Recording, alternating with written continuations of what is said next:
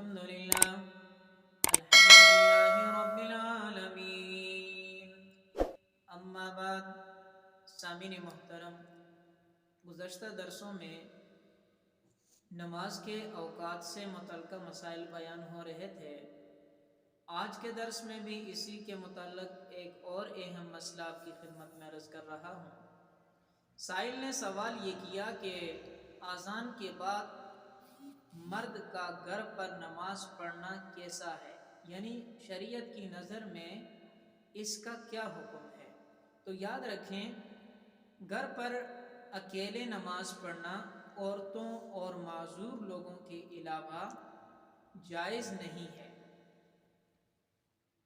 اس لیے کہ مرد کے لیے جماعت میں شامل ہونا ضروری ہے، اور اگر بغیر کسی عذر کے جماعت کو چھوڑ رہا ہے تو یاد رکھو یہ گناہ کبیرہ ہے۔